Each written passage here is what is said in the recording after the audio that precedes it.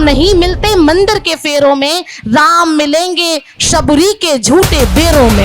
संविधान का एक खतरा दिखाकर वाकई संविधान खतरे में है। नहीं, संविधान खतरे में है केवल और केवल ये कांग्रेस के और समाजवादी के गुंडे प्रवृत्ति के लोग खतरे में हैं। जिस कांग्रेस ने आधिकारिक रूप से सुप्रीम कोर्ट में राम को काल्पनिक बताया हो, आज उसी पार्टी की प्रवक्ता राम के ऊपर 2 मिनट की कविता सुना रही है। धर्म की राजनीति बहुत दिनों तक नहीं चलती। सारे गठबंधन को एक करा गया है। चुनाव नहीं होते, निर्विरोध चुन लिए जाते हैं। ऐसे विकसित देश बनेगा। समाजवादी पार्टी उत्तर प्रदेश में हमेशा बढ़त बनाती गई है, कांग्रेस हमेशा डाउन करती गई है, ऐसा आंकड़ों में आया है। तो क्या आप गठबंधन से रिवाइव करना चाह रहे हैं अपने आप को? क्या है, अपना वजूद खो बैठे हैं। बदायूं की अगर आप बात करें तो 1984 में पहली बार कांग्रेस का सांसद जीता। आज 40 वर्ष होने जा रहे हैं। बदायूं की जनता ने कांग्रेस के लिए जो बाहर का रास्ता दिखाया था, दोबारा अंदर लेने के लिए तैयार नहीं है। जब आप कह रहे हो कि हमने जम्मू कश्मीर से लेकर कहां से होकर निकले, तो आपको पता होगा कि कांग्रेस का वजूद कितना है। किसान का मुद्दा ये है कि जो वो आलू उगा रहा है, गेहूं उगा रहा है, बाजरा उगा रहा है, उसको MSP मिलनी चाहिए। मुद्दों पर चुनाव जो होता है ना, विकास के मुद्दों पर चुनाव होना भी चाहिए। आज जब राष्ट्रीय संसद का चुनाव है तब हम बदायूं के विकास की बात करेंगे, और जिस समय बदायूं के चेयरमैन की बात होगी तब हम भाई भतीजाबाद की बात करेंगे। तो यहाँ के युवाओं को 20 करोड़ नौकरी दे देनी चाहिए थी अभी तक, लेकिन वो नहीं मिली। 50 साल तक इस देश पर राज करने वाली कांग्रेस किस मुंह से रोजगार की बात करती है? 21वीं सदी नहीं, आने वाली कई सदियां भारत की होंगी, और इतना मजबूत भारत बनेगा नरेंद्र मोदी के नेतृत्व में कि विश्व के किसी भी देश के साथ में अन्याय होगा तो भारत खड़ा होगा। डायरेक्ट दिल्ली के लिए ट्रेन कब चलेगी? कि 14 में के आंधी आई और 19 में तूफान बन गई और 24 में सुनामी आएगी। जनता को केवल वोट बना रहे हैं, न संविधान खतरे में, केवल और केवल।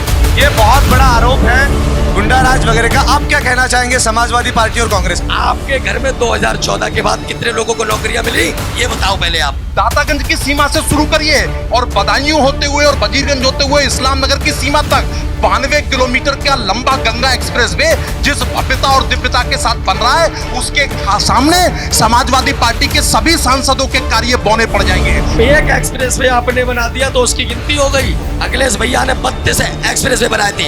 एक भी ओबीसी का आदमी समाजवादी की साइकिल का बटन नहीं दबाएगा। अगर दबाएगा तो ओबीसी 100 साल पीछे चला जाएगा। खिलाड़ियों की बात ये कर रहे हैं, और दिल्ली में खिलाड़ियों के साथ क्या हुआ? जी, मैं इनसे ये पूछना चाहती हूँ, जैसा इन्होंने कहा था 2014 से लोगों को रोजगार नहीं मिला, उससे पहले क्या राहुल जी और अखिलेश जी घर घर जाके नौकरियां बांटते थे, या सारे के सारे कलेक्टर थे? मौजूदा सांसद को बदल के नया कैंडिडेट क्यों लाया गया? सत्ता में जो व्यक्ति है, सवाल उससे किया जाता है। जब ये आप हमसे सवाल पूछ रहे हैं। ये जातिवाद का चुनाव नहीं है, ये परिवारवाद का चुनाव नहीं है। प्रदेश की 17% की बेरोजगारी दर को घटा के 2% पे ले आए हैं। बदायूं का विकास उस हिसाब से नहीं हुआ कभी। और जब ये मेडिकल कॉलेज बना था, क्या अखिलेश यादव ने अपनी जेब से बनवाया था? ये जो उन्होंने भगवान राम के लिए कहा था, ये इनके व्यक्तिगत विचार थे, ये पार्टी का विचार है। इनके पार्टी कपिल सिब्बल जी ने भगवान राम को काल्पनिक कहा था। मेरा सवाल ये है समाजवादी पार्टी से कि अखिलेश यादव ने बेरोजगारी भत्ता दिया था, ना कि रोजगार दिया था। क्यों 1000 रुपए में बेरोजगार खत्म हो जाती है क्या? ये महिलाओं की बात कर रहे हैं। महिलाएं मणिपुर में नंगी घुमाई जाती है, तब इनको महिलाओं की सर क्या कहना चाहेंगे इस पे? ये कह रहे हैं कि ये PDA के लोग आपस में जब सत्ता में रहते थे दंगा करवाते थे। आप लोग क्या करवाते हो? विकास से लेके नीचे से पुलवामा हुआ था, वो किसने कराया? पुलवामा में अभी तक क्यों नहीं हुआ? जांच क्यों नहीं हुई? हमारी इच्छा है राम मंदिर हम जाए ना जाए, ऐसा नहीं करेंगे। पूजा करना नहीं बताएंगे। आप सभी से निवेदन है कि कृपया कोई भी आक्रामक बात ना करें।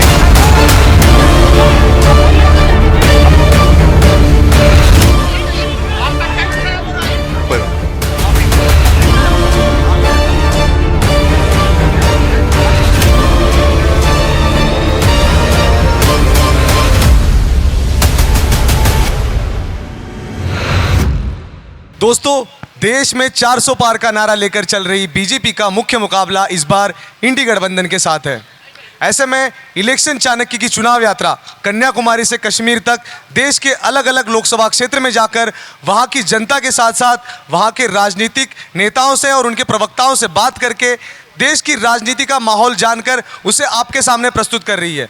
इस वक्त इलेक्शन चाणक्य की चुनाव यात्रा आ पहुंची है बदायूं लोकसभा क्षेत्र में, और बदायूं लोकसभा क्षेत्र में आज हमारे इस खास प्रोग्राम जमावड़ा में मैं आपका होस्ट और दोस्त मयूर भोसले स्वागत करता हूं।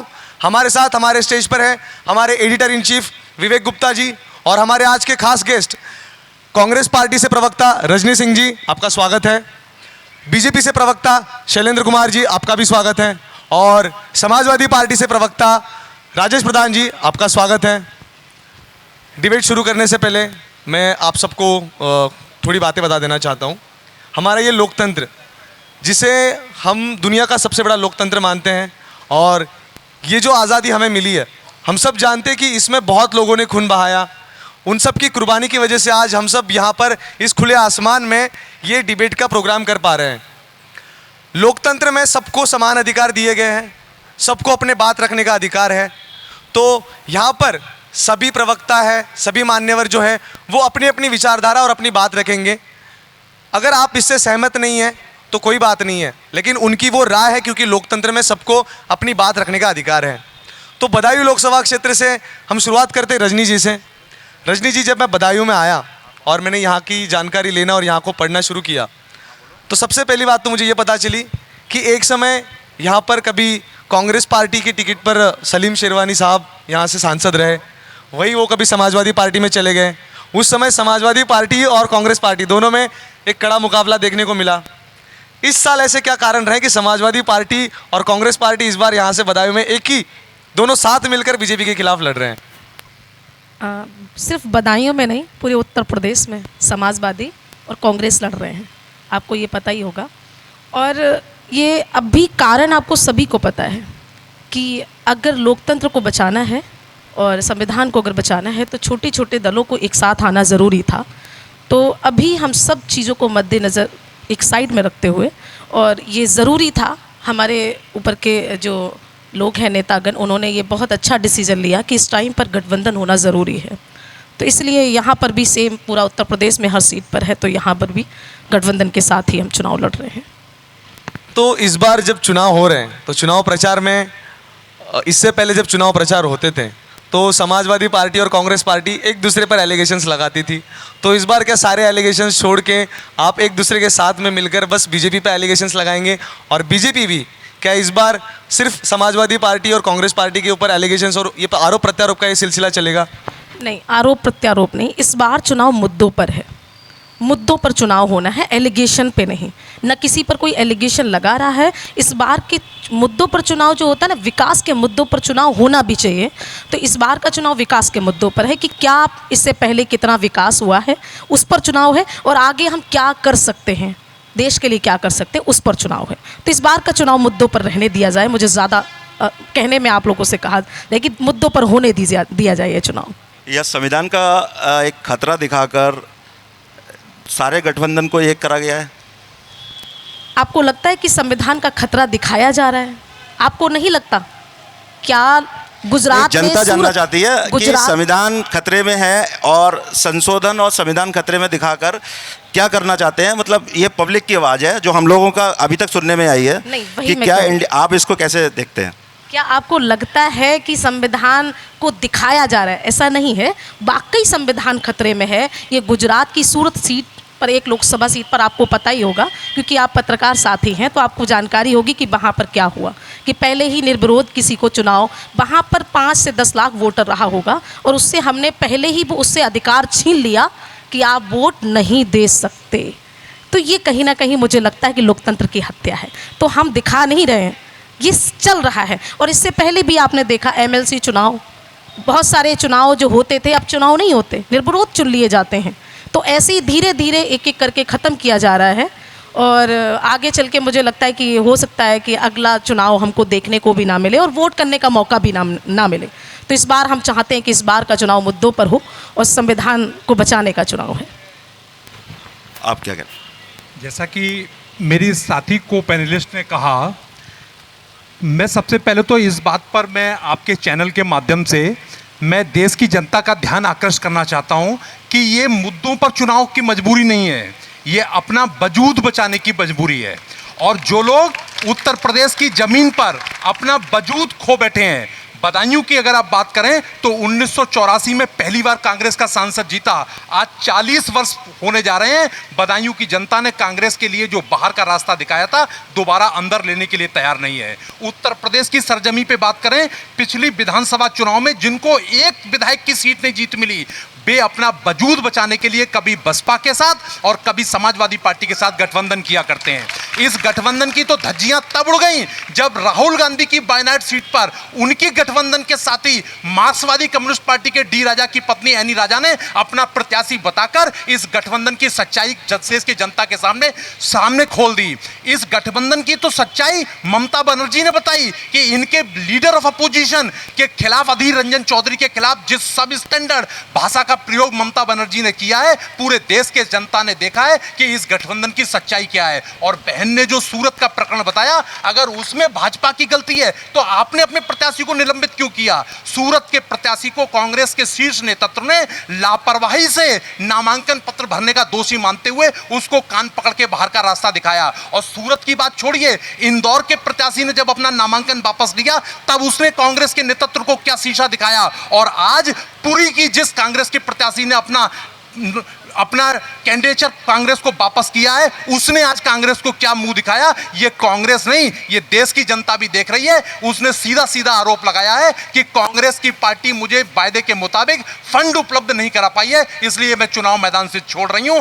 फंड उपलब्ध करा कर प्रत्याशी देना, ये गठबंधन की सच्चाई है। ये मुद्दों की बात करना देश की जनता के साथ छलावा है, क्योंकि मुद्दा तो ये है कि जो 50 साल तक जिन्होंने देश के ऊपर राज किया, वो देश की अर्थव्यवस्था को धकेल के देश का सोना विदेशों में गिरवी रखा करते थे। प्रधानमंत्री जी के नेतृत्व में आज 5वीं बड़ी अर्थव्यवस्था पूरे विश्व में भारत बन के चुका है और तीसरी की ओर अग्रसर है। और प्रधानमंत्री जी ने कहा है कि मैं 2047 तक इस देश को विकसित राष्ट्र बनाने के लिए संकल्पित हूं और इसके लिए मेरे जीवन काल का एक एक क्षण और मेरे शरीर का एक एक कण इस राष्ट्र को समर्पित है। मुद्दा इस देश के अंदर इस चुनाव में ये है। आप भी बहुत सारी जगह गठबंधन में हैं, एनडीए के तो जी हैं, बिहार में और बहुत सारी जगह जो कभी इंडिया गठबंधन के प्रमुख नेता रहे हैं, वो आज आपके साथ है। तो इस पर आप क्या कहना चाहेंगे? पब्लिक भी जानना चाहती है इसकी। हम लोग बहुत जगह गए हैं और यही सबसे बड़ा सवाल भी रहा है। बिल्कुल, हम जिस गठबंधन में हैं, हम जिस स्टेट में भी, उस गठबंधन में हम बड़े भाई के रूप में हैं। हम राष्ट्रीय पार्टी हैं और राष्ट्रीय पार्टी की गरिमा के अनुरूप उस स्टेट के अंदर सीटों के साझेदारी में हमारी प्रमुख भूमिका है। केवल चिरौरी करके कोई 17 सीट दे दे, कोई 18 सीट दे दे, यह किसी राष्ट्रीय स्तर की गरिमा को सुशोभित नहीं करता। कांग्रेस पार्टी आज क्षेत्रीय दलों से भी छोटी हो गई है और यह तो सिर्फ लड़ने की बात है, यह तो लड़ने की बात है। पाने की बात तो आप देख रहे हैं। 40 साल से उत्तर प्रदेश की जनता में इन्होंने अपनी राजनीति को आउटसोर्स कर दिया है। सिर्फ रैलियों में हाथ हिलाने के लिए, जनता मिल जाए, इसके लिए समाजवादी पार्टी और बहुजन समाज पार्टी के चरणों में हमने कांग्रेस के शीर्ष नेतृत्व को लेटे हुए देखा है। इन्होंने कहा कि इन लोगों का गठबंधन है, चाहे हमारा कांग्रेस का हो, चाहे समाजवादी पार्टी का हो, और भी काफ़ी क्षेत्रीय दल हमारे साथ है। गठबंधन अगर भाजपा करे तो इनका अंदर खाने का मामला है, और अगर समाजवादी पार्टी और कांग्रेस अगर कर दे तो वो केवल देश को बेवकूफ़ बनाने का काम कर रहे हैं। अगर संविधान खतरे में नहीं होता तो एससी, ओबीसी और अल्पसंख्यक के लोग एक साथ खड़े नहीं होते। मेरा सवाल है, मैं फिर बताना चाहूँगा, आज मुद्दा इस देश और इस राष्ट्र को बचाने का नहीं, इस देश और युवाओं को, बेरोजगारों को, किसानों को नौकरी देने का, किसान को अपनी फसल का दाम खुद, अगर मैं भी किसान का बेटा हूँ, किसान का अगर मुद्दा है तो एमएसपी है। आलू किस रेट बिकेगा? सर एक सेकंड रुक जाइए, आप 2 मिनट बोलिए। किसान का मुद्दा ये है कि जो वो आलू उगा रहा है, गेहूँ उगा रहा है, बाजरा उगा रहा है, उसको एमएसपी मिलनी चाहिए, पहली चीज़। दूसरी, युवा जो आज की डेट में 28-29 साल के जो युवा हो गए, जब से इनकी 2014 से सरकार आई है, ये केवल नौकरियां गिना दें कि हमने किस विभाग में कितनी नौकरियां दी। दूसरा मुद्दा, सर जी, दूसरा मुद्दा ये है कि जो हमारे गठबंधन के लोग हैं, उनका बंटवारा इनको केवल दुख दर्द इस बात का है कि आज एससी और ओबीसी के लोग एक साथ हैं, अल्पसंख्यक भाई हमारे साथ हैं। मेरा कांग्रेस इसी पे मैं एक शेर कहना चाहूँगा। एक मिनट कांग्रेस के प्रवक्ता जी से सवाल है, क्या कांग्रेस अपना नेतृत्व यूपी में कमजोर मानती है जो हर बार गठबंधन करके बार बार आना चाहती है? बिल्कुल नहीं मानती। अगर कमज़ोर होता तो ये भी 24 में पता चल जाएगा कि किसका कमज़ोर है क्या नहीं है। बहुत जल्द पता चलने वाला है। और बहुत सारी अभी इन्होंने कहा कि एलिगेशन बराबर आरोप लगाए जा रहे हैं कि कांग्रेस अपना अस्तित्व खो रही है। इन्होंने कहा, अभी भी प्रवक्ता जी ने बोला, तो आप इस पे बहुत अच्छी बात क्या कहना चाहेंगे? मैं बता रही हूँ कि धर्म की राजनीति बहुत दिनों तक नहीं चलती। मुद्दों पर बात हो रही है ना इस बार, तो 2024 में आपको पता चलेगा कि मुद्दों पर कितना। और ये कहते हैं विकसित देश बनाने जा रहे हैं, तो यहाँ के युवाओं को 20 करोड़ नौकरी दे देनी चाहिए थी अभी तक, लेकिन वो नहीं मिली। कैसा विकसित देश? आपको लगता है कि ऐसे विकसित देश बनेगा जहाँ का युवा बेरोजगार है? ऐसे विकसित देश बनेगा? समाजवादी पार्टी उत्तर प्रदेश में हमेशा बढ़त बनाती गई है, कांग्रेस हमेशा डाउन करती गई है, ऐसा आंकड़ों में आया है। तो क्या आप गठबंधन से रिवाइव करना चाह रहे हैं अपने आप को, क्या है? और ये पहले भी ये करा गया 2000 पिछले विधानसभा इलेक्शन में भी कि राहुल जी और अखिलेश जी दोनों लोग साथ में आके इलेक्शन लड़े, तो हर बार आप लोग ये प्रक्रिया कर रहे हैं। अभी राहुल जी ने दोबारा यूपी में इलेक्शन के लिए नॉमिनेशन भी किया वायनाड के बाद। तो इस पर क्या है? कांग्रेस कहाँ अपनी ज़मीनें टटोल रही है जो कहीं रह रही है, या फिर जो पार्टी पूरे राष्ट्र में अकेले 70 साल शासन किया हो उसको बार बार गठबंधन की जरूरत पड़ रही है? तो क्या इस पर आप कहना चाहेंगे अपनी पब्लिक के लिए? बताना चाह रही हूँ आपको कि पैसे तो कांग्रेस को ज़रूरत नहीं है। कांग्रेस ऑलरेडी बहुत मजबूत है, राष्ट्रीय लेवल की पार्टी। और आप जब आप कह रहे हो कि हमने जम्मू कश्मीर से लेकर कहाँ से होकर निकला, तो आपको पता होगा कि कांग्रेस का वजूद कितना है, आपको वहाँ पता चला होगा। तो ये आपको बताने की मुझे बिल्कुल आवश्यकता नहीं कि कांग्रेस कहाँ पर कितना मजबूत तरीके से चुनाव लड़ रही है, और बहुत मजबूत है। लेकिन बात यह है कि इस बार जो चुनाव है इसमें मुद्दे छुपाए जा रहे हैं। इस बार सिर्फ धर्म की राजनीति की जा रही है, बस उस पर चुनाव होना चाहिए। कि इन्होंने कहा, ये बहुत बड़े बड़े वादे करते हैं कि राम का मंदिर, मैं हालांकि बोलना नहीं चाहती, राम मेरे वंशज है, मैं क्षत्रिय धर्म से हूँ, तो मैं राम पर नहीं, लेकिन कुछ बात जरूर कहना चाहती हूँ अगर आप लोग की इजाज़त हो। राम के ऊपर, राम नहीं है नारा, राम नहीं है नारा, बस विश्वास है। भौतिकता की नहीं दिलों की प्यास है, भौतिकता की नहीं दिलों की प्यास है। और राम नहीं मोहताज किसी के झंडों का, राम नहीं मोहताज किसी के झंडों का, सन्यासी साधु संतों या पंडों का। राम नहीं मिलते ईंटों या गारा में, राम मिलते हैं निर्धन की आंसू धारा में। राम नहीं मिलते राम मिलेंगे अंगद वाले पाँव में, राम मिलेंगे पंचवटी की छाँव में। राम मिलेंगे मर्यादा से जीने में, राम मिलेंगे बजरंगी के सीने में। राम मिलेंगे अनुसुईया जैसी पावनता को, राम मिलेंगे सीता जैसी पावनता को। और राम नहीं मिलते मंदिर के फेरों में, राम नहीं मिलते मंदिर के फेरों में, राम मिलेंगे शबरी के झूठे बेरों में। तो ये राम और कृष्ण ने खुद जय श्री राम राम राम हम तो शुरुआत करते हैं, और राम के नाम से हमारी शुरुआत होती है, और जब हम मरते हैं तो भी राम नाम के सत्य का नारा बोलते हैं। तो आप हमें ये मत बताइए, हम तो राम के वंशज हैं, मैं क्षत्रिय धर्म से हूँ। तो राम ने और कृष्ण ने ये उदाहरण भी दिया है कि राम किसी सत्ता के या ऐसा नहीं सन्यासी साधु संतों को नहीं मिले, बहुत कभी कभी भाव के भूखे होते हैं राम, और कभी कभी बड़े छोटे और निर्धन किसी व्यक्ति को मिल जाते हैं। मेरा छोटा सा सवाल है कि गांधी परिवार, गांधी स्मृति, महात्मा गांधी जी की स्मृति और भगवान राम हम सबके पूर्वज हैं, तो हमको उनकी स्मृति की आराध्य होंगे नहीं होंगे, तो उसके लिए तो हमेशा संकल्पना माननी चाहिए। इस चीज़ को नकार के हम सिर्फ विश्वास में छोड़ दें तो हमारे लिए कोई कैसे बन जाएगा? नहीं, नकारा हमने कहा नहीं, हमने नकारा नहीं। राम तो सबके हैं, राम किसी एक के हैं नहीं, राम किसी के मोहताज भी नहीं है। और अस्तित्व पे सवाल क्यों? बिल्कुल किसी ने नहीं उठाया, हमने तो बिल्कुल नहीं, हम तो राम को मानते हैं, राम को मानने वाले लोग। मुझे काउंटर देना है। ये कांग्रेस नेतृत्व का दोहरापन आज देश की जनता देख रही है। जिस कांग्रेस ने आधिकारिक रूप से सुप्रीम कोर्ट में राम को काल्पनिक बताया हो, आज उसी पार्टी की प्रवक्ता राम के ऊपर 2 मिनट की कविता सुना रही है। यह कविता जनता को नहीं, सोनिया गांधी जी को सुनाइए, राहुल जी को सुनाइए, प्रियंका जी को सुनाइए कि राम कहां कहां मिलते हैं। वो जो वकील उनके कह रहे थे सुप्रीम कोर्ट में कि राम एग्जिस्ट नहीं करते, आज उनके प्रवक्ताओं को भी राम के नाम की कविता सुनानी पड़े, ये भारतीय जनता पार्टी के कार्यकर्ताओं का पराश्रम है। ये भारतीय जनता पार्टी के कार्यकर्ताओं की समाजवादी के प्रवक्ता जी का क्या? एक बात और, भाई साहब ने भी जो बोला मैं उसका भी काउंटर दूंगा। भाई साहब कह रहे थे कि देश का संविधान मुद्दा आज ये है कि विभिन्न देशों के राष्ट्राध्यक्ष इस बात को स्वीकार कर चुके हैं कि 19वीं सदी अगर इंग्लैंड की थी, 20वीं सदी अगर यूनाइटेड स्टेट ऑफ अमेरिका की थी, तो 21वीं सदी भारत की है। और भारत जो कबूतर उड़ाने के लिए, शांति के कबूतर उड़ाने के लिए कांग्रेस की सरकारों में जाना जाता था, आज नरेंद्र मोदी की सरकार में सर्जिकल स्ट्राइक और एयर स्ट्राइक के लिए जाना जाता है। 21वीं सदी नहीं, आने वाली कई सदियां भारत की होंगी और इतना मजबूत भारत बनेगा नरेंद्र मोदी के नेतृत्व में कि विश्व के किसी भी देश के साथ में अन्याय होगा तो भारत खड़ा होगा। वो भारत जिसने अपने बल का प्रयोग करके यूक्रेन और रूस का 4 घंटे युद्ध विराम कराकर न केवल भारतीय छात्रों को बाहर निकाल लिया, बल्कि अपनी जान बचाने के लिए कई देशों के छात्रों को भी भारत का झंडा उठाना पड़ा। यह नरेंद्र मोदी की ताकत है, यह मुद्दा है इस बात देश के अंदर।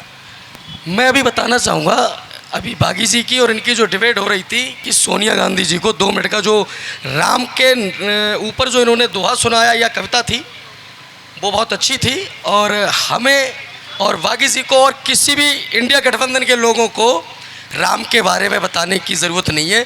मैं भी यदुवंशी हूँ, सुबह को पूजा करता हूँ, भोले बाबा पे जल चढ़ाता हूँ। दूसरी चीज़ सर पूजा करना हम भी जानते हैं, राम को हम भी मानते हैं, भगवान कृष्ण को हम भी मानते हैं, राधा को हम भी मानते हैं। तो आप मानते हैं राम के अस्तित्व पे सवाल नहीं होना चाहिए? नहीं, मेन चीज, हेलो सर, मेरे कहने का मतलब यह है जो भगवान को आगे लेके चलता है वो उसे पंडित कहते हैं। और अगर चुनाव में आगे लेके चलोगे तो आने वाले टाइम में आपकी राजनीति खत्म हो जाएगी।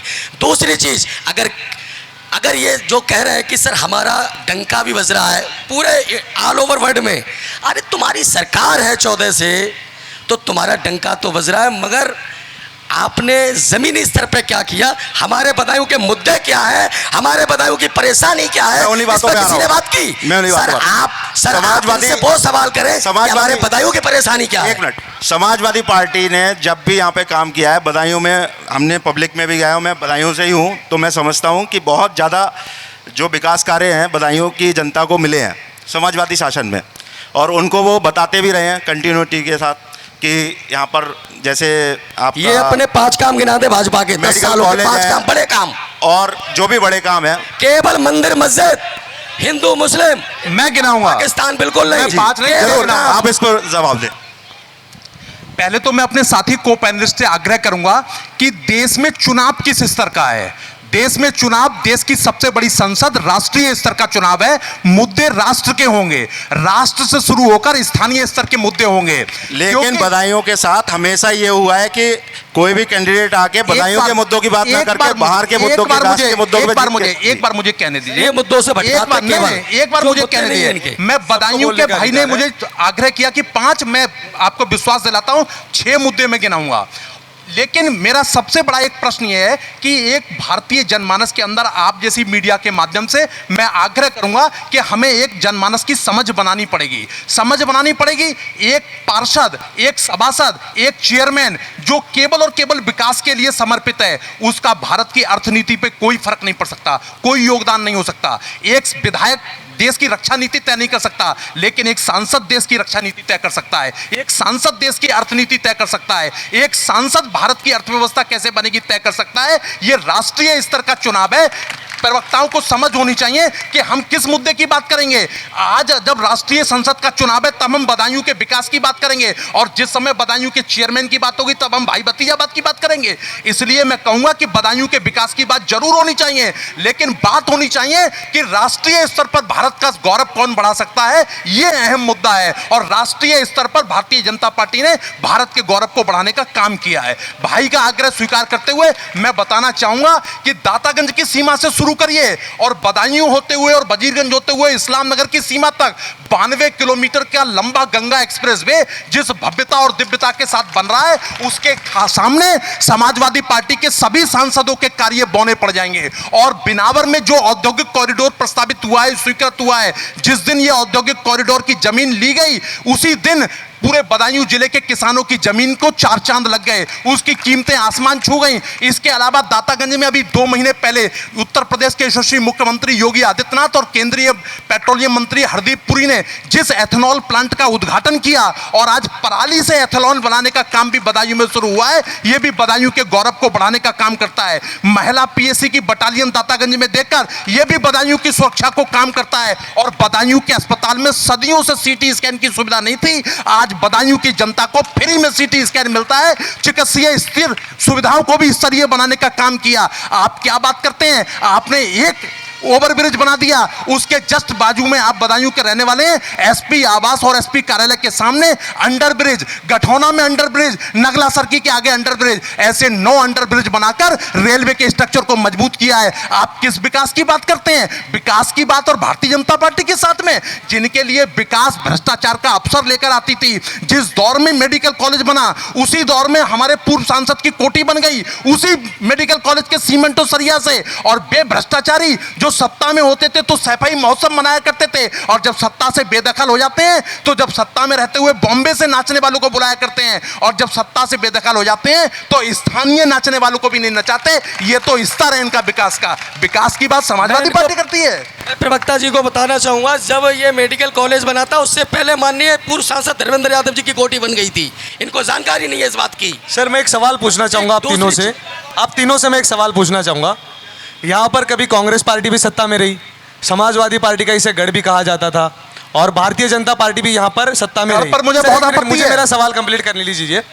मेरा ये सवाल है, राष्ट्रीय स्तर के मुद्दों की आपने बात की, बदायूं में बड़ी रेलवे लाइन का काम बहुत दिनों पहले हो चुका था। अगर यहाँ से सांसद चुन के जाते हैं तो वो सांसद दिल्ली से बदायूं ट्रेन चलने के लिए यहाँ पर ट्रेन नहीं चल पाई। तो इसके लिए तीनों पार्टियों से सवाल है कि आप जब सत्ता में रहे, और रेलवे का मुद्दा राष्ट्रीय स्तर का मुद्दा हो सकता है क्योंकि भारतीय जनता पार्टी अभी बड़ी बड़ी रेलवे लाइंस प्रोजेक्ट की बात करती है। सर मैं बताना चाहूँगा पहले, सर आप बताइए इस पर क्या कहना चाहिए। 2013 में 2012 लास्ट में ये बड़ी लाइन का काम चालू हुआ बरेली से कासगंज तक, और ये आई 14 में। तो इन्होंने कहाँ से ब्रिज बनवा दिया अंडरपास? अरे भाई आप लुटा देंगे। अंडरपास किसने बनवाए?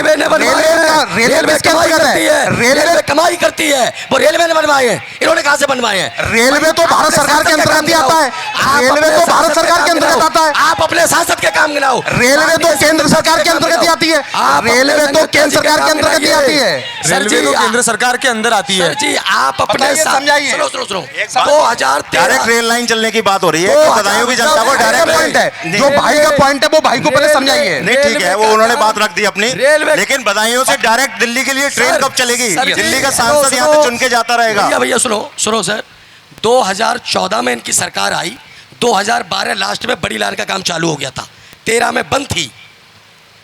वो काम किसका था? कांग्रेस का करने का था, इन्होंने नहीं किया कुछ। अब इन्होंने रोड का मामला गिनाया कि हमने तमाम रोड बनवा दिए। अगर रोड गिनाए जाएं तो जब कांग्रेस सत्ता में आई थी तो 1 किलोमीटर रोड और 1 किलोमीटर रेलवे लाइन भी नहीं हुआ करती थी। जब देश आज़ाद हुआ था तो तमाम रोड और पूरे देश में रेलवे लाइन बिछवाना ये सब कांग्रेस की देन है। तो फिर अगर रोड से पैमाना विकास का नापने चाहिए तो फिर तो कांग्रेस ने बहुत विकास किया, फिर तो कांग्रेस से ज़्यादा किसी ने विकास नहीं किया इस देश में। ये जो कह रहे हैं आज कि संविधान खतरे में है, दलित और पिछड़ा और जो ये साथ में है, ऐसा कुछ नहीं है। जनता सब जानती है, दलित भी जानता है। नहीं, संविधान खतरे में है केवल और केवल ये कांग्रेस के और समाजवादी के गुंडे प्रवृत्ति के लोग खतरे में हैं, और इन्हें अपना जो खतरा दिखाई दे रहा है इस खतरे को भांप रहे हैं। ये केवल लोगों के घर में डकैती डालने की मौका देख रहे हैं, किस समय हमें मौका मिले हम डकैती डालें। और ये एक मैं सहयोग के माध्यम से बताएं कि 14 में की आंधी आई और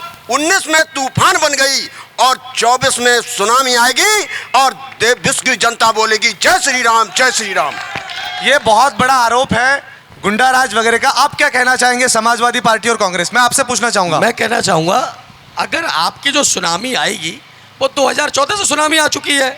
अब तक आपने क्या किया भाई? केवल मुद्दे हैं, जितने भी यहाँ भाजपा के कार्यकर्ता बैठे हुए हैं, जितने भी यहाँ भाजपा के कार्यकर्ता बैठे हुए हैं, मेरा उनसे हाथ जोड़कर निवेदन है, जितने भाजपा के कार्यकर्ता बैठे, मेरा उनसे हाथ जोड़कर निवेदन है, आपके घर में 2014 के बाद कितने लोगों को नौकरियां मिली, ये बताओ पहले आप।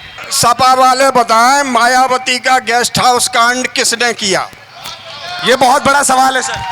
दलित के पक्षधर बताओ, वो गेस्ट हाउस कांड किसने किया?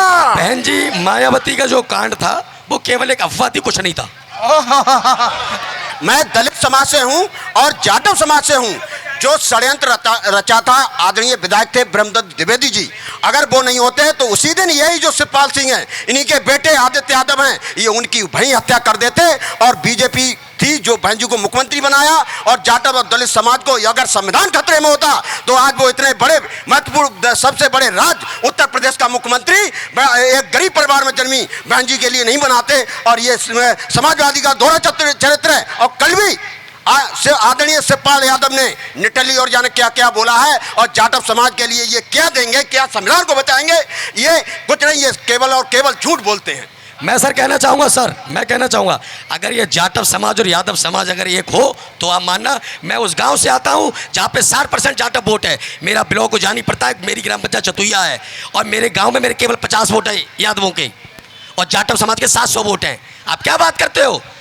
ऐसी ओबीसी के लोग हमारे भाई हैं। जनता पार्टी किसी जाति को अपना परिवार नहीं मानती, पूरे देश को परिवार मानती है। ना हमें यहाँ पे यादव करते हैं, ना हम जाटव करते हैं, हम भारतीय करते हैं। सारे देश की जनता, सारे देश में जितने भी धर्म है, सभी धर्म के लोग 4 लोगों को मानती है अपना परिवार, और उनको देश बेचने में लगी हुई है। मोदी जी की योजनाएं जितनी भी हैं वो सभी धर्म के लोगों के लिए दी गई हैं। समाजवादी ने जब यह रिक्शे बांटे थे, अगर आप गूगल कर लें, 2.5 का अंक पार नहीं किया था हिंदू समाज के लोगों के लिए। आप गूगल कीजिए, आपकी योजनाएं 2 वर्गों के लिए थी और आपने उन्हें भी ठगा। आपने कुल 7 टिकट अपने बिरादरी को दिए हैं और 5 या 7 टिकट आपने मुस्लिम समाज के लिए दिए हैं। आपने सभी लोगों को ठगा है और आज आप स्वयं ठगे जा रहे हैं, परिवार के द्वारा ठगे जा रहे हैं।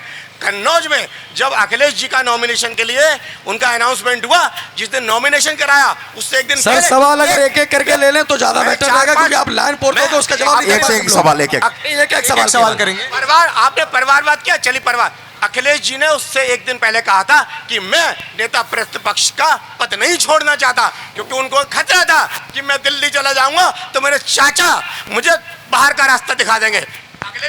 और दूसरा परिवारवाद, कांग्रेस की बहन बेटी है रॉबर्ट वडेरा ने कहा कि मैं अमेठी से चुनाव लड़ूंगा। अगले ही दिन बहन भाई दोनों आ गए कि हम लड़ेंगे वहां से चुनाव। इनके परिवार में भी खतरा है और इनके समाज में भी खतरा है।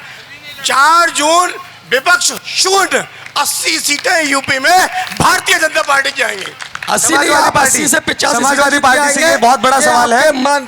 ये माननीय अमित शाह जी कह के गए, सिर्फ एक मुद्दे का जवाब। हाँ, सुनो भैया, आप 80 सीटें नहीं 80 से 85 सीटें जीत के आएंगे। माननीय आपके जो नेताजी आए थे वो बोलकर गए थे। और परेशानी उससे नहीं है, आपको परेशानी जो पीडीए परिवार है हमारा, आप सभी लोगों को परेशानी उससे है। भाजपा के लोगों को परेशानी पीडीए परिवार से है। देखिए, ना संविधान खतरे में है, अब ये जनता को केवल मूर्ख बना रहे हैं, ना संविधान खतरे में है, केवल और केवल कांग्रेस और सपा का परिवार खतरे में है। यहाँ पे ये चल रहा है कि तू बच मैं बचाऊं, तू बच मैं बचाऊं, सारे चोर इकट्ठे हो गए। और ये आप मान के चलिए कि भारत की जनता ने ये मुद्दा मेन बना लिया है कि इस बार मोदी जी को 400 पार कराना है और परिवारवाद नहीं, इनकी राजनीति में आखिरी कीला ठोकना है। अब ये ना कभी पीडीए करते हैं, कभी कुछ करते हैं, इनका कोई ईमान नहीं है। ये केवल भ्रम फैला रहे हैं और मुद्दों से भटका रहे हैं। मुद्दे भारत बधाइयों के मुद्दे आपको गिनाऊं, 35 साल इनका सांसद रहा, 35 साल में केवल 1-2 काम करवा दिए, बहुत बड़ा एहसान कर दिया बधाइयों को। और बीजेपी ने 5 साल में गंगा एक्सप्रेसवे बना दिया, एथेनॉल प्लांट बना दिया और पूरे शहर के चौराहे चौड़े कर दिए, एक गली बना दी। वरना केवल लूट होती थी, भ्रष्टाचार के नाम पे अंडरग्राउंड केबल डाली गई, पूरे शहर को खोद दिया गया, एक गली बेकार कर दी गई और बनती थी केवल और केवल अखिलेश को केवल और केवल शमशान, वो क्या कहते हैं, कब्रिस्तान की बाउंड्री बनवाने से फुर्सत नहीं मिली। और विकास क्या करते हैं? अब और भी लोगों से सवाल करेंगे, हम और भी लोगों से सवाल करेंगे। जवाब भी सुन लो इसका। जो आप एक एक्सप्रेस वे आपने बना दिया तो उसकी गिनती हो गई। अखिलेश भैया ने 32 एक्सप्रेस वे बनाए थे प्रदेश के अंदर। हेलो हेलो सुनो सुनो सुनो, हेलो, प्लीज बैठ जाए, प्लीज बैठ जाए अपनी जगह पर। नोएडा से लेकर लखनऊ तक, नोएडा से लेकर लखनऊ तक, नोएडा से लेकर आप हाथ उठाएं, आपके पास माइक लेके आएंगे। प्लीज नीचे बैठ जाइए, जिसके पास माइक लेके आऊंगा। आप खंडन करिए, खंडन कीजिए, लेकिन प्लीज अपनी जगह पे बैठ के। कोई नहीं, खंडन कीजिए, पीडीए की आपको टाइम मिलेगा। समाजवादी पार्टी पीडीए की बात करती है। मैं ओबीसी समाज से हूँ। 5 साल में समाजवादी पार्टी रही, ओबीसी की नौकरियां सब अपने एक ही समाज को खा गए, ये पता नहीं लगी। एक भी ओबीसी का आदमी समाजवादी की साइकिल का बटन नहीं दबाएगा। अगर दबाएगा तो ओबीसी 100 साल पीछे चला जाएगा। सर ये बहुत बड़ा आरोप है, क्या कहना चाहेंगे इस पे? जो इन्होंने कहा कि मैं ओबीसी से आता हूँ, चाहे बिरादरी कोई भी, हमारी बिरादरी एक है। अगर ये समाज 20 साल या 30 साल पीछे चला जाएगा जो भाजपा का वोट नहीं दबाएगा। अगर मैं कहता हूं अगर भाजपा का वोट ओबीसी और एससी के लोग और अगर अल्पसंख्यक के लोग इस बार दबा देंगे तो चुनाव होना बंद हो जाएगा। युवाओं के हाथ में कटोरा होगा, रोड पर भीख मांगने का काम करेंगे। मुझे काउंटर देना है। हाँ जी, 1 मिनट काउंटर। हाँ, ओबीसी की बात भाई बहुत देर से कर रहे हैं। मेरा एक सीधा सीधा प्रश्न है कि समाजवादी पार्टी की रेजिम में मुलायम सिंह जी के परिवार के अलावा कौन ओबीसी नेता बना? ये केवल भारतीय जनता पार्टी का 56 इंच का सीना है कि चाहे लोधो के नेता कल्याण सिंह हो या मुराओं के नेता केशव प्रसाद मौर्य हो, कुर्मियों के नेता विनय कटियार हो या स्वतंत्र देव सिंह हो या पाल समाज के नेता जगदम्बिका पाल हो, ये सारा का सारा ओबीसी वर्ग इनको शीशा दिखाने का काम करता है। इनका ओबीसी का मतलब सिर्फ और सिर्फ सैफई परिवार, सैफई महोत्सव, सैफई मेला, सैफई में मेडिकल कॉलेज, सैफई में अंतरराष्ट्रीय स्टेडियम। ये सैफई परिवार इस उत्तर प्रदेश का, ये सैफई परिवार इस उत्तर प्रदेश का कर्जदार है। पूरे उत्तर प्रदेश का पैसा ले जाके सैफई में अंतरराष्ट्रीय स्तर का स्टेडियम बना दिया, लेकिन सैफई परिवार एक भी अंतरराष्ट्रीय खिलाड़ी नहीं दे सका। खिलाड़ी किसके लिए दिए? खिलाड़ी दिए जनता। हम लोगों ने स्टेडियम बधाइयों को दिया, आपने खिलाड़ी उसको बेकार कर दिया। खिलाड़ी कौन सा दिया? डॉक्टर नहीं है, दवा नहीं है, आपको मिलेगा।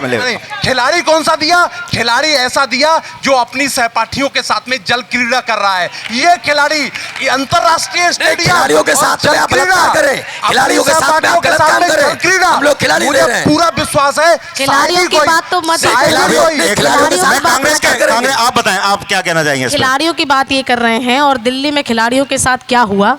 तब संसद भवन का उद्घाटन कर रहे थे और वहाँ खिलाड़ी सब सड़कों पर वो डिमांड कर रही थी, तब इन्हें खिलाड़ी नजर नहीं आए। काउंटर देना है, तब खिलाड़ी नजर नहीं आए। वो कितने बड़े खिलाड़ी थे इसका निर्णय सुप्रीम कोर्ट ने कर दिया। ब्रजभूषण सिंह के लिए उस केस में जो उनके आरोप थे, उस केस में उनके लिए बरी कर रहा है और उसमें सरकार ने पूरी संवेदनशीलता दिखाते हुए उन खिलाड़ियों का फिर भी सम्मान रखते हुए उनकी मंशा के अनुरूप। सवाल है पब्लिक का, हम लोग गए थे, बहुत सारे लोगों ने हमसे पूछा कि मौजूदा सांसद को बदल के नया कैंडिडेट क्यों लाया गया? भारतीय जनता पार्टी जब चुनाव आते हैं तो किसी के लिए भी सांसद या विधायक बनाने का अवसर नहीं, बल्कि राष्ट्रहित में पथ अंत्योदय, लक्ष्य अंत्योदय, प्रण अंत्योदय की स्थापना के लिए किस कार्यकर्ता का बेहतर उपयोग हो सकता है, इस मंतव्य को ध्यान में रखते हुए नेतृत्व तय करता है। बदला गया क्योंकि 5 साल तक उन्होंने कहीं जाके देखा ही नहीं, ना तो कोई काम किया और ना कहीं दो क्षेत्र में कहीं, इसलिए बदला गया क्योंकि लोगों में रोष था उनको लेकर। वो आती तो चुनाव ही नहीं जीतती। आप गठबंधन में हैं दोनों लोग, तो आपने अपना कैंडिडेट क्यों नहीं रखा? यहाँ से समाजवादी को क्यों दी सीट? ये नहीं, तो ये हमारे ऊपर के, मैंने कहा नहीं, ये मैं तय नहीं करती हूँ, ये हमारे पदाधिकारियों ने तय किया है। एक अकेला भाजपा के प्रवक्ता को रोकने के लिए इंडिया गठबंधन के 2-2 प्रवक्ताओं को लगना पड़ता है, ये पूरा देश देख रहा है। अगला सवाल जनता से करेंगे, जनता का एक सवाल रहेगा और यही नहीं, लोग माइक, जब माइक जिसको बात करनी है मैं माइक लेके आऊंगा, मुख्यालय करके सबके पास आके बात करेंगे। सीट के अंतर्गत आता है, उस मुख्यालय से जिन लोगों के वोट बने होंगे इस बार ईवीएम में उनको भी पंजा देखने को नहीं मिलेगा। ये कांग्रेस का देश से सफाया होने का आरंभ है। आप बीजेपी के प्रवक्ता के रूप में मैं आपसे एक बदायूं के लोगों के बहुत मुख्य जो मुद्दा है, बदायूं में इस साल 5 साल अगर सरकार रहेगी तो ट्रेन चलेगी? ट्रेन चलेंगी, केवल बदायूं नहीं, भारतीय जनता पार्टी सर्वव्यापी, सर्वस्पर्शी और समावेशी के लिए डायरेक्ट। सुनिए, यहां तो ट्रेन है, ट्रेनें चलेंगी, बुलेट ट्रेन भी इस भारत के अंदर लाएगी तो भारतीय जनता पार्टी लाई, लेकिन सदियों से विकास के लिए वंचित पूरा का पूरा पूर्वोत्तर क्षेत्र, जहां रेल तो छोड़िए, रेल की एक पटरी भी नहीं थी, भारतीय जनता पार्टी ने उस सुदूरवर्ती क्षेत्रों में भी 2014 से पहले कुछ समाजवादी पार्टी क्या मुद्दा है मेन जो करेगी परिवर्तन जरूर? मैं अभी हाल कहना चाहूँगा बीजेपी के प्रवक्ता जी से, 2014 से पहले ना ही कोई पटरी थी ना ही कोई ट्रेन थी। 2014 के सरकार आने के बाद, माननीय मोदी जी आने के बाद सारे काम हुए हैं। और एक चीज़, मेन चीज़, जब तो 1990 से पहले मेरा 94 का जन्म है और हो सकता है मेरे प्रवक्ता जी 50 साल के होंगे। मेरे पिताजी के यहाँ पे एक दाग है, अगर इनकी शर्ट अगर उतरवाई जाए तो जो पहले टीका लगता था एक पोलियो का, वो दाग इनके पब्लिक का सवाल ले लो। वो देन कांग्रेस। एक मिनट, एक पब्लिक से सवाल करूंगा मैं भी। पहली बात तो भारतीय जनता पार्टी के प्रवक्ता जी ने कहा कि कांग्रेस क्षेत्रीय दलों के सामने घुटने टेक देती। मैं इनको अवगत करा दूं कि बिहार में आपके एमएलए ज़्यादा और 40 एमएलए वाला आप सीएम बार बार बनाते हो। ऐसी क्या मजबूरी है भैया जो बिहार में आप घुटने टेक रहे हो बार बार? दूसरी बात, आप एक सीटी स्कैन मशीन लगाने के बाद अपना विकास बताते हो। इतना बड़ा मेडिकल कॉलेज बदायूं के लिए दिया, जिसकी आज स्थिति मरीज के चूहा पैर कुतर जाते, वहाँ से बच्चा चोरी होता, डॉक्टर्स नहीं, दवाइयाँ नहीं। और दूसरी बात, अगर आप खेल में बात करो तो इकाना स्टेडियम माननीय अखिलेश यादव जी ने दिया। गंगा एक्सप्रेस की आप बात कर रहे हो, ये प्रस्ताव समाजवादी सरकार में हुआ। पत्रकार महोदय आपको पता होगा, इनका प्रस्ताव नहीं था ये, जिसको इन्होंने खत्म करा और जो ग्रामीण क्षेत्रों जोड़ा, इन्होंने शहरों से जोड़ा। बात करते हैं ये पुलवामा हमले की, क्या मंगलसूत्र, पुलवामा हमले हमारे जवान शहीद हुए, उनकी विधवाएं मंगलसूत्र का हिसाब मांग रही, आप दीजिए हिसाब उनको। आप बात करते हैं सर्जिकल स्ट्राइक की, प्रधानमंत्री क्यों नहीं मिले आज तक? जो सर्जिकल स्ट्राइक करने गए आज तक नहीं मिले वहाँ। दूसरी बात, जो प्रज्वल रेवन्ना के लिए हमारे देश के प्राइम मिनिस्टर 3000 सीढ़ी पकड़ी गई। प्रधानमंत्री को शर्म आनी चाहिए, उस बलात्कारी लिए झोली फैलाकर वोट मांगने का काम कर रहे हैं। कभी आप बात करते हैं खिलाड़ियों के साथ क्या हुआ, सीधे सीधे उन्होंने यौन शोषण का आरोप लगाया, आपने उनका टिकट काट के बेटे को दे दिया। कहाँ का न्याय करा खिलाड़ियों के साथ आपने? सर क्या कहना चाहेंगे आप इस पे? इतने सारे सवालों को एक सवाल में पिरोइए संवाददाता महोदय, फिर मुझसे जवाब लीजिए। एक सवाल खिलाड़ियों का आपको याद रहे जो सवाल पूछेंगे, ये जनता का सवाल है, जवाब दें आप। जनता का सवाल के लिए मैं संवाददाता के लिए कह रहा हूँ, आप मुझसे सवाल एक एक करके पूछिए, क्योंकि इतने लंबे भाषण के लिए सवाल नहीं कहा जा सकता। सबसे पहले तो सर मेडिकल कॉलेज की बात जो भाषण दे रहे थे उसके जवाब एक एक करके लो, सवाल का जवाब लीजिए। आप 3 साल का, जो 23 साल का युवा रिटायर करके भेज रहे हैं, अग्निवीर 3 साल वाला सवाल दे दीजिए। अग्निवीर के बारे में 75 साल के प्रधानमंत्री को तीसरी बार मौका क्यों, और 21 साल का युवा रिटायर क्यों? सवाल इसके जवाब दीजिए सर। सवाल ये कि 21 साल के युवा के लिए मौका सिर्फ इसलिए क्योंकि जितने भी विद्यार्थी होते हैं वे भी 21 साल की उम्र में मेडिकल कॉलेज में जाते हैं और 5 साल की ट्रेनिंग लेके डॉक्टर बनते हैं। 21 साल के युवा 5 साल के लिए इंजीनियरिंग कॉलेज में जाते हैं, शिक्षा पूरी करके वे इंजीनियर बनते हैं। भारत का युवा जिसको सैन्य शक्तियों में जाना है, वे भारतीय सेना में जाएंगे। 5 साल भारत की सेना के साथ में गर्वपूर्ण तरीके से ट्रेनिंग लेके 10% आरक्षण की व्यवस्था का लाभ लेकर या तो उसी सेना का हिस्सा बनेंगे या फिर देश के अंदर बाकी अर्धसैनिक बलों का हिस्सा बनेंगे। इसलिए भारत के प्रधानमंत्री को फिर आना चाहिए। आप पेपर लीक की व्यवस्था रुकवा दीजिए, कुछ मत करिए। युवा रोजगार पेपर लीक, संवाददाता महोदय, अगर ये समाजवादी पार्टी के प्रवक्ता हैं, कांग्रेस के प्रवक्ता हैं, तो इन्हें यहाँ भेजिए। एक ही व्यक्ति से बार बार सवाल लेकर, एक ही व्यक्ति से कितने सवाल लेंगे आप? मयूर, किसी लेडीज से एक सवाल है तो इनको यहाँ भेजिए। सवाल के जवाब दीजिए। हर सवाल का जवाब दूंगा। पेपर लीक ये बता रहे हैं, सवाल का जवाब उनके भी सवाल का जवाब दूंगा और पुरानों के भी सवाल का जवाब दूंगा। जो नकल माफिया उनके भी सवाल का जवाब दूंगा और आप दोनों के भी सवाल का जवाब। एक ही व्यक्ति के बात कराते थे सवाल। एक मिनट बारी बारी से एक एक को अपना राय रखने के अधिकार है। सबको अपनी राय रखने दीजिए। जिसको मैं सबकी तरफ आऊंगा, मैं आपकी तरफ भी आऊंगा, एक एक करके सबकी तरफ आऊंगा, सबकी बात रखने का मौका मिलेगा एक एक करके। सबसे पहले मैं महिलाओं की तरफ जाऊंगा। यहाँ पे सब महिलाओं का भी मुद्दा जरूर, महिलाओं का भी मुद्दा सुनना जरूरी है। हमारी वित्त मंत्री जो इस टाइम महिला है, इनसे महिलाओं से जरूरी है कि कैसे महिलाओं के क्या मुद्दे, महिलाओं से भी पूछेंगे। आप बताइए मैम। जी, मैं इनसे ये पूछना चाहती हूँ, जैसा इन्होंने कहा था 2014 से लोगों को रोजगार नहीं मिला, उससे पहले क्या राहुल जी और अखिलेश जी घर घर जाके नौकरियां बांटते थे या सारे के सारे कलेक्टर थे? सर क्या कहना चाहेंगे, रजनी जी क्या कहना चाहेंगे आप? उससे पहले आप खुद देख लीजिए कितना रोजगार मिला है। हम ये बताना चाहते हैं कि 2000 जो आपके मोदी जी ने वादा किया सत्ता में जो है उससे पूछिए सवाल कि जो अभी तक इन्होंने 2 करोड़ नौकरी हर साल देने का वादा किया था, तो 20 करोड़ नौकरी कहाँ है? ये सत्ता वाले से पूछेंगे आप। विपक्ष में सत्ता में नहीं है वो आदमी जिससे आप सवाल पूछ रहे हैं। आप जब सत्ता में थे पूछना चाहिए था। सत्ता में जो व्यक्ति है सवाल उससे किया जाता है। जब ये सवाल पूछ रहे हैं, सत्ता में नहीं है अभी, जवाब दीजिए। सत्ता में जो उससे सवाल आप पेपर लीक बराबर करा रहे हैं, सारे युवाओं के साथ कर रहे हैं, इसके इस पर जवाब दीजिए। किसी युवा ने ये सवाल पूछा तो आपने प्रवक्ता ने कह दिया कि हम जवाब नहीं देंगे। मैंने नहीं कहा जवाब दूंगा, मैंने कहा उनका भी जवाब देंगे और आप दोनों का भी जवाब देंगे, लेकिन एक एक करके जवाब देंगे। आप गलत बयानबाजी मत करिए। उनका तो देंगे देंगे, आप दोनों का भी देंगे। और अगर उनके आप उनके सवाल का जवाब दीजिए, पेपर लीक के बारे में जवाब दीजिए। आप पूछ लीजिए ना सवाल, अगर उनके पास सवाल जवाब है तो मैं कहूंगा कि बहुत अच्छी बात है। मेरे उस युवा साथी को मेरे बगल में बिठाइए, मैं उसका सारा जवाब दूंगा। अगला सवाल। ये चुनाव राष्ट्र हित में है, ये विदेश में हिंदुस्तान की शक्ति को दिखाने का चुनाव है, ये हमारे देश का परचम विश्व में लहराने का चुनाव है। ये जातिवाद का चुनाव नहीं है, ये परिवारवाद का चुनाव नहीं है। आज सभी विपक्षी पार्टियां घबरा गई हैं क्योंकि जनता मोदी के कामकाज से बहुत खुश है और प्रभावित है, और सभी लोग राशन ले रहे हैं। आपका सवाल बताएं सिंगल। आपका सवाल क्या है? देखिए, मोदी सरकार में हर व्यक्ति खुश है, महिला सुरक्षित है। आज हमारी बहन बेटी रात के 12 बजे घर से निकलती है और आराम से घर से घुस जाती है। जब समाजवादी पार्टी की सरकार थी तब बलात्कार, लूट, डकैती, गुंडाई, यही इसकी बाढ़ आती थी और एक ही परिवार और एक ही जाति का विकास होता था। ओबीसी में और अन्य जातियां, किसी जाति का विकास हुआ होता है कोई? एक मिनट, इस सवाल का जवाब लेने से पहले जो जनता हमारी इस वीडियो को देख रहे हैं, एक मिनट सर, एक सवाल के बाद आपके पास आऊंगा, सवाल के लिए भी आपके पास आऊंगा और मैं जवाब के लिए भी आपके पास आऊंगा। उससे पहले मैं आपको बताना चाहूंगा कि इलेक्शन चाणक्य चुनावी सर्वे कर रही है। आपके मुद्दे क्या है, इस बार आप किस मुद्दे पर अपना वोट डालेंगे, आपकी क्या समस्या है?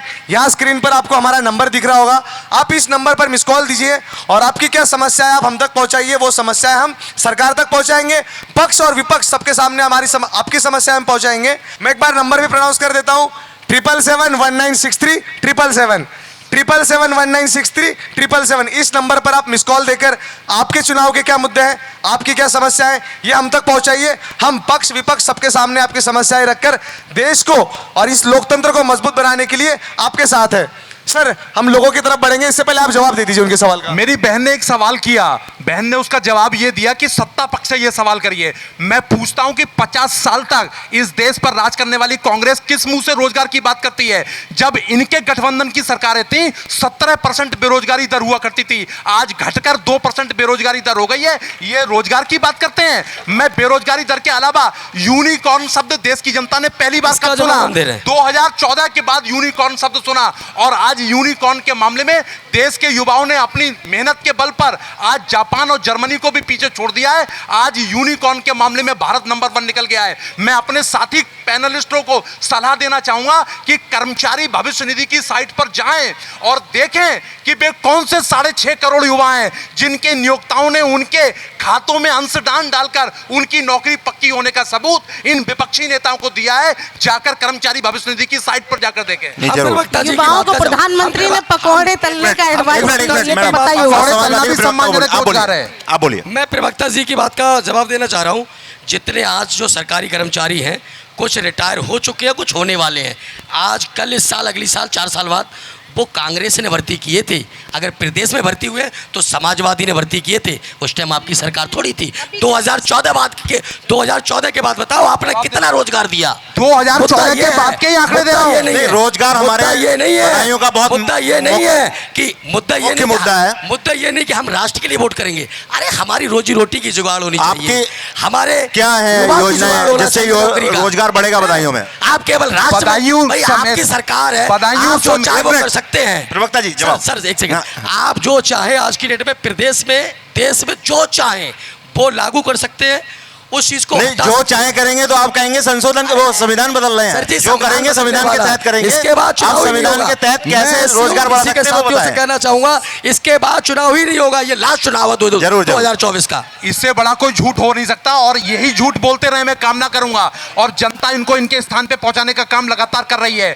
झूठ बोलेंगे, गेस्ट हाउस कांड को ये अफवाह बताएंगे, चुनाव नहीं होगा ये अफवाह करेंगे। आप अफवाह करिए, आपको राफेल पे आपत्ति थी, आपने अफवाह राफेल के बारे में फैलाई, सुप्रीम कोर्ट ने आपको शीशा दिखाने का। संविधान के तहत बदायूं में रोजगार कैसे बढ़ेगा इस पर मैं बता रहा हूं ना, कौशल विकास योजना, स्टार्टअप योजना, मुद्रा योजनाओं के लाभार्थियों इनका लाभ बदायूं में कितना हुआ है? इनका लाभ हजारों के अंदर लाभार्थी। मुझे बदायूं के लोगों की लिस्ट एक जारी करा दो, एक लिस्ट जारी करा दो केवल इसकी। प्रभारी मंत्री, मैं कह रहा हूं ना कि कर्मचारी भविष्य निधि के खाते पे जाकर आप पूरी सूची देख लीजिए, पूरी सूची देख लीजिए। आपके पास कोई आंकड़े हो तो वो जरूर बताइएगा, जिससे कि इस बात का जरूर खंडन होगा। कह रहा हूं ना कि पूरे उत्तर प्रदेश की 17% की बेरोजगारी दर को घटा के 2% पे ले आए हैं। ये ऑफिशियल बदायूं के इस संदर्भ में मैं कह रहा हूं, Badaun is also part of UP. मैं एंटायर यूपी की बात कर रहा हूं, आप बदायूं की क्या बात है? एंटायर यूपी की मैं बात कर रहा हूं। 17% की बेरोजगारी दर समाजवादी पार्टी की अखिलेश सरकार छोड़ के गई थी, 2% मौजूदा बेरोजगारी। 200 किलोमीटर के रेडियस में होने के बाद भी दिल्ली के बदायूं का विकास उस हिसाब से नहीं हुआ कभी, जो आज तक लोग वही विकास के रास्ते पर ही तो भारतीय जनता पार्टी की सरकार दौड़ा रही है। आज 92 किलोमीटर की कनेक्टिविटी एक और लखनऊ और एक और दिल्ली के लिए रास्ता सुगम कर रही है। जिनके लगातार 20-20 साल तक एमपी रहे, जिनके लगातार 40-40 साल तक एमपी रहे, उन्होंने बदायूं को इस गड्ढे में फेंका है। भारतीय जनता पार्टी ने, चाहे एथेनॉल प्लांट हो, चाहे पीएसी बटालियन हो, चाहे गंगा एक्सप्रेस वे हो, एथेनॉल प्लांट के थ्रू रोजगार आएगा और एथेनॉल प्लांट के थ्रू भारतीय जनता पार्टी रोजगार लोगों को रोजगार मिलेगा, कितने लोगों को रोजगार मिलेगा? जिस दिन बिनावर में ये औद्योगिक कॉरिडोर खड़ा होगा, बदायूं के लोगों के लिए यही जानकारी जानना है। रोजगार की कमी नहीं रहेगी। हमें सवाल के हम प्रवक्ताओं से एक कहना चाहेंगे कि अभी जनता सवाल करेगी, आप सिर्फ जवाब दीजिए, आप सवाल मत कीजिए। हम जनता से सवाल पूछेंगे। सर, आपका क्या सवाल है? मेरा सवाल समाजवादी पार्टी से है। ये कह रहे हैं रेलवे ने पुल बनवाए, रेलवे ने रेल चलवाई, और जब ये मेडिकल कॉलेज बना था क्या अखिलेश यादव ने अपनी जेब से बनवाया था? सर, इसके बारे में क्या कहना चाहेंगे? इनका कहना यह था, मैं बिल्कुल जवाब दूंगा, कि हमने अंडरपास बनवाया, अंडरपास, और ये बड़ी लाइन 2013 में बन चुकी थी। अंडरपास अभी बना है, बड़ी लाइन 2013 में हो चुकी थी। पहली चीज, आप ये केवल भाजपा की माननीय संघमित्रा सांसद जी अपने काम, अपने पत्थर लगे हुए 5 बड़े काम गिना दें। सवाल नहीं, मैं आपको जवाब मांग रहा हूं। उन्होंने पूछा है कि क्या अखिलेश जी ने अपने जेब से बनवाया? अगला सवाल से तो कोई नहीं, पैनल को चेंज करना है। क्या जेब से बन रहा है किसी ले रहे हो, जो आप जीएसटी ले रहे हो, एक्सप्रेस में क्या जेब से बन रहा है किसी के? मरीजों के, आपने मरीजों के हमारे पैसों से बन रहा है, जनता के पैसों से बन रहा है भैया। रजनी सिंह जी, इन्होंने जो बड़े बड़े हॉस्पिटल जो हैं, उनमें अगर आप बिल कटवाएंगे तो दवा से अलग, दवा का जो जीएसटी जाता था वो फैक्ट्रियां देती थी। अब समाजवादी पार्टी के अगर कैंडिडेट जीतते हैं तो वो रोजगार कैसे देंगे बदायूं की जनता को? सर, उनके सवाल का जवाब, आज की डेट में अगर किसी के घर में अगर कोई बीमार होगा, 5% जीएसटी, 5% जीएसटी आपको बैठ के चार्ज पे देनी होगी। ये आप जाके गूगल कर लें। जरूर। अब आप बताएं, बदायूं का अगर कैंडिडेट जीतता है तो आपके पास क्या आगे फ्यूचर में बदायूं की जनता के लिए रोजगार बढ़ाने की योजना है?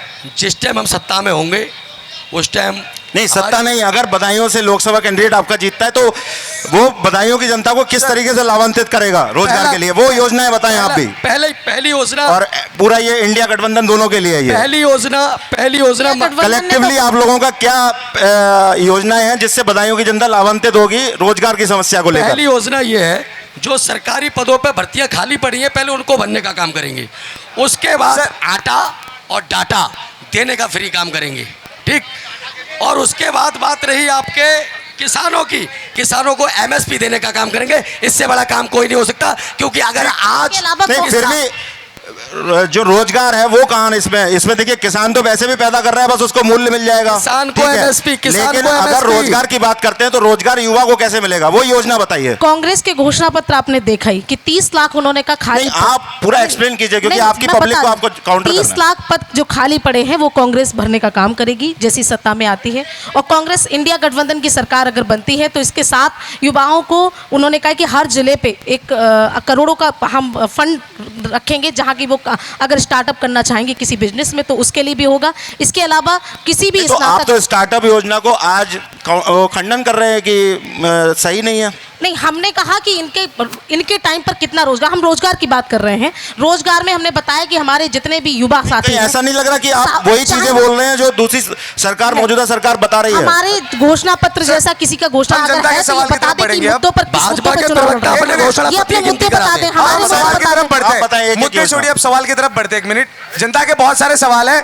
पैनल बदलने से पहले मैं सवाल कंप्लीट कर लेना चाहता हूँ, कोई जनता का सवाल बाकी नहीं रहेगा। एक एक करके सर आप बोलिए पहले। हाँ, मैं अपनी बहन रजनी जी से ये पूछना चाहता हूँ, ये जो उन्होंने भगवान राम के लिए कहा था, ये इनके व्यक्तिगत विचार थे, ये पार्टी का विचार है? इनके पार्टी कपिल सिब्बल जी ने भगवान राम को काल्पनिक कहा था, इनका हमारा प्राण प्रतिष्ठा का कार्यक्रम का निमंत्रण ठुकरा दिया इन दोनों ने। मैम क्या कहना चाहेंगे इस पे? ये आपकी व्यक्तिगत राय है या पार्टी की विचार है? ये गलत बता रहे कि निमंत्रण ठुकरा दिया। उस टाइम लगातार राहुल जी यात्रा में थे, ये पता है इनको। पूरी बात कर लो। लगातार यात्रा में कहा थे। था कि मैं भी क्षत्रिय हूँ। क्षत्रिय तो जयचंद भी था, उसकी जाति भी क्षत्रिय ही थी। इस पे क्या कहना चाहेंगे? लगातार राहुल जी उस टाइम यात्रा में थे और किसी ये इनके पास ये और हम किसी के बुलावे पे, मंदिर में किसी के बुलावे से जाते हैं। मंदिर तो हम अपने आप जाते हैं, स्वतः जाते हैं। तो मंदिर जब हमें लगेगा कि हमें मंदिर अब जाना चाहिए, हम जाएंगे। हम ऐसे नहीं कि बुलावे से पढ़ने के लिए भी क्या बुलावा आया था? नहीं, फातिया पढ़ने तो अब आपने देखी वीडियो तो मोदी जी की भी है चादर चढ़ाते हुए, उनके लिए भी क्या बुलावा आया था? इस टाइप के सवाल क्यों कर रहे हैं आप? मेरा सवाल ये है समाजवादी पार्टी से कि अखिलेश यादव ने बेरोजगारी भत्ता दिया था, ना कि रोजगार दिया था। क्यों 1000 रुपए में बेरोजगार खत्म हो जाती है क्या? मैम क्या कहना चाहेंगे? बेरोजगारी भत्ता इसके बारे में मैं बोलना चाहती हूँ कि देखिए, ये बहुत अच्छा सवाल बहन ने किया कि बेरोजगारी भत्ता दिया था। तो मुझे ये लगता है कि अगर आपके संस्थान में पढ़ा हुआ व्यक्ति या बच्चा और आप अगर उसके लिए रोजगार नहीं दे रहे, बेरोजगारी भत्ता दे रहे हो, कह रहे हो कि हम शर्मिंदा हैं, तो ये मोदी सरकार क्यों नहीं कर रही है? इसको भी करना चाहिए ना कि हम बेरोजगारी भत्ता तो करना इसको कहते हैं। रोजगार तो दे नहीं रहे हो आप, उन पे शर्मिंदा भी नहीं हो कि हम शर्मिंदा हैं, चलिए हम आपको वो देते हैं। कम से कम उन्होंने रोजगार के साथ उनके हाथ पैर काट रहे हैं बच्चों के। सिर्फ आप हाथ पैर नहीं काट रहे हैं, हम रोजगार नहीं दे रहे हैं। हम उनको बता रहे हैं कि आपने जो हरामखोरी का सबक दे रहे हैं और कुछ नहीं दे रहे हैं इसमें। तो कोई रोजगार के ये आप उसको रोजगार की श्रेणी में मानते हैं? काट रहे हैं तो ये राशन जो फ्री का दे रहे हैं, क्या ये हाथ पैर काटने का काम नहीं कर रहे? अरे वो बेरोजगारी भत्ता नहीं था, बूथ लूटो भत्ता था। ठीक है, अगर ये फ्री राशन का काम कर रहे हैं तो हाथ पैर काटने का काम नहीं कर रहे। दूसरा, मेरे समाजवादी पार्टी के भाई पहले ये निश्चित करें कि आपका जो प्रधानमंत्री का चेहरा कौन होगा, ये तो बताएं। आप कहां से रोजगार देंगे? हाँ जी। आपकी भागीदारी क्या हुई, ये तो तय करके बताएं। इंडिया गठबंधन का प्रधानमंत्री कौन चेहरा रहेगा, इसका बताएं। कोई अनुभवहीन है? इस चीज को तय राष्ट्रीय लेवल के लोग करेंगे। तो फिर आप कैसे रोजगार देंगे? कहां से रोजगार देंगे आप? ये तो क्लियर पहली चीज सुनो, आपका नेता जब हमारी केंद्र में हमारी सीटें इतनी होंगी तो हमारे लोग अपना फैसला कर लेंगे कि हमें प्रधानमंत्री बनाना किसको है। उतरवाए जाते थे। अमेरिका का लेवल पाकिस्तान से चलता है, प्रधानमंत्री कहां से तय होगा? ये लोग पाकिस्तान से। आज हमारा शेर जाता है अमेरिका, प्रोटोकॉल तोड़ के उसके स्वागत में आ जाता है। क्या था आपकी सरकार में? राष्ट्रपति के कपड़े उतरवा दिए जाते, महिलाएं सुरक्षित नहीं थी। कहां से रोजगार देंगे? आपका सवाल एक बार में सवाल बताएं। हमारा गठबंधन का मैं कहता हूं आपने सवाल बताइए, आपने सवाल बताइए। प्रधानमंत्री हमारा राष्ट्रीय नेता हम लोग नहीं। महिलाओं की बात कर रहे हैं सर, ये महिलाओं की बात कर रहे हैं। महिलाएं मणिपुर में नंगी घुमाई जाती है, तब इनको महिलाओं की सब लोग बैठ जाएं अपनी जगह पे, बैठ जाएं। मयूर सवाल मत लो, बैठे नहीं, एक तो लोग बैठ जाएं। संदेश खाली आप प्लीज डेकोरम थोड़ा मेंटेन रखें। सब लोग अपनी जगह बैठ जाएं, हाथ उठाएं, मयूर पहुंचेगा। उठ जाए, सब लोग अपनी जगह पे बैठ जाएं। महिलाओं बैठ जाइए प्लीज, प्लीज बैठ जाइए। इनको मैं सबके पास आ रहा हूँ, संदेश खाली भी याद करना चाहिए। सबके पास आ रहा है। मैं समाजवादी पार्टी से पूछना चाहता हूँ, 2017 से पहले जो परीक्षाएं होती थी क्या लीक नहीं होती थी? आपके इतना लीक पेपर हुए थे कि रोजगार की बात कर रहे हैं आप। 2017 से पहले 80% वाले नंबर वाले लड़के बाहर हो गए और जो इस समय नौकरी कर रहे हैं 50% वाले नौकरी कर रहे हैं। और इस समय 1-2 पेपर लीक हुआ है, उसका आप हंगामा बचाए रखें, उसकी बाकायदा सरकार जांच कर रही है और वो जांच इस स्तर पर हो रही है, उसमें सिंडिकेट पूरा काम कर रहा है समाजवादी पार्टी वालों का। और जब वो टूट जाएगा ना तब पता चलेगा क्या होता है उसके अंदर। ये सवाल है 2017 से पहले की जो आप बात कर रहे हैं उसमें जो बेरोजगारी भत्ता भी मिला था उन लोगों को जो 40 साल के थे। अब बात रही नौकरियों की, सुनो नौकरियों की, तो 2017 के बाद से सरकार आपकी है। आपकी जैसे पेपर लीक जो होता है जी, ये तो पानी की टंकी बना दी है कि एकदम लीक हो जाता है, चाहे टेट का पेपर हो, चाहे पैट का पेपर हो, चाहे पुलिस का पेपर हो। अगला सवाल आप बताइए। मैं पीडीए से पूछना चाहूँगा कि आप ये बताइए, जब कांग्रेस की सरकार केंद्र में थी और लंबे समय रही और समाजवादी की सरकार उत्तर प्रदेश में थी, तो एक पार्टी दंगा कराती थी और एक पार्टी पत्थर मरवाती थी और दूसरी पार्टी नीचे दंगा कराती थी। मेरा सवाल यही है, अब यह है पीडीए, रुकिए, पहले पीडीए और ये सब एक इकट्ठे हो गए, ना इनको दंगा करने को मिल रहा है, ना इन्हें जीजाजी घोटाला करने को मिल रहा है, ना इन्हें किसी प्रकार का कोई घोटाला करने को मिल रहा है। ये बताएं कि ये सब बंद हो गए इसलिए झटपटा रहे हैं सरकार में आने के लिए, या क्या करना चाह रहे हैं? सर क्या कहना चाहेंगे इस पे? ये कह रहे हैं कि ये पीडीए के लोग आपस में जब सत्ता में रहते थे दंगा करवाते थे, आप लोग क्या करवाते हो भाई? आज ऊपर से लेके नीचे से लेके ऊपर आपकी सरकार है। पुलवामा में अभी तक क्यों नहीं हुआ? जांच क्यों नहीं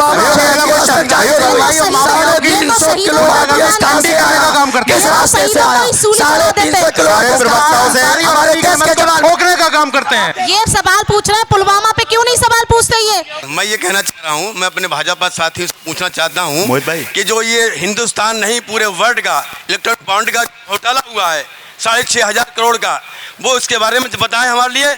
और ये बताएं हमारे लिए 60,000 करोड़ रुपए से इन्होंने जो हिंदुस्तान के हर डिस्ट्रिक्ट में ये कहें आपने ऑफिस बना लिए, वो पैसा कहाँ से आया, इसका जवाब दें। सर इस पर क्या कहना चाहेंगे? भारतीय जनता पार्टी के प्रवक्ता इस पर जवाब देंगे।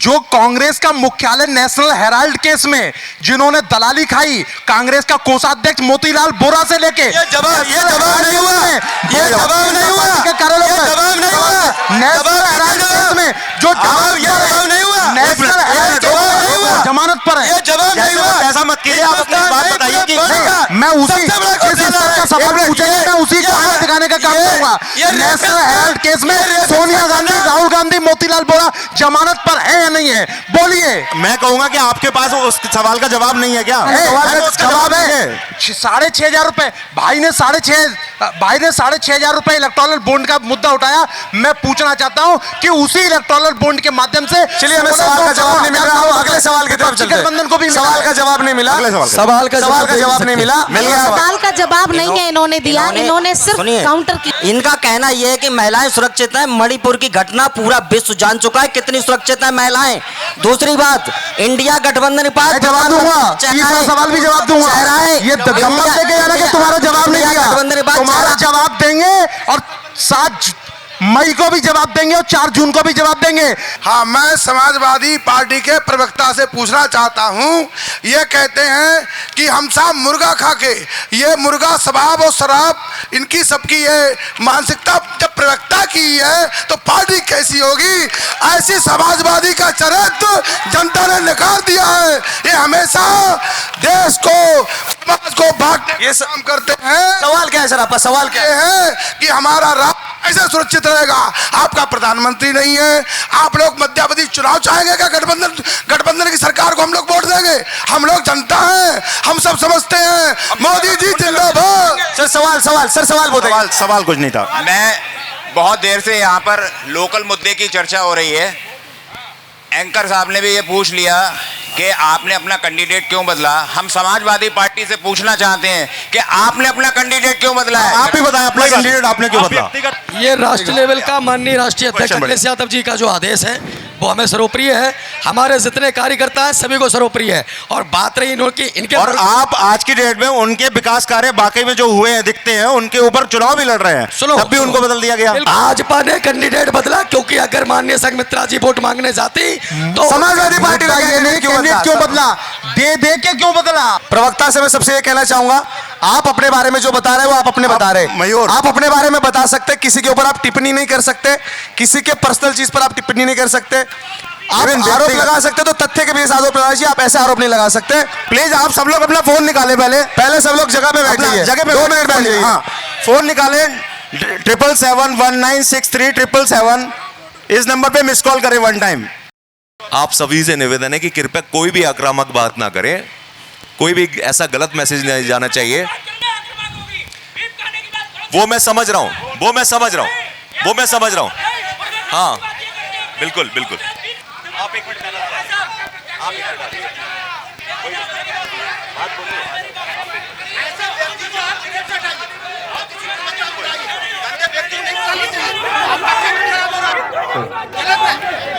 एक मिनट, कोई ऐसी बात नहीं है, वो व्यक्तिगत उनका। सब लोग शांति से बैठिए, सब लोग को पीछे बैठिए।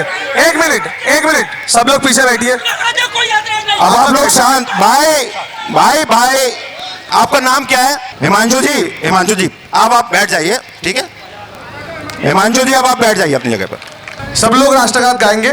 जन गण मन अधिनायक जय है भारत भाग्य विधाता, पंजाब सिंध गुजरात मराठा द्राविड़ उत्कल वंग, विंध्य हिमाचल यमुना गंगा उत्कल जलधि तरंग, तव शुभ नामे जागे, तव शुभ आशीष मागे, गाहे तव जय गाथा, जन गण मंगलदायक जय है भारत भाग्य विधाता, जय है जय है जय है जय जय जय जय है जय जय।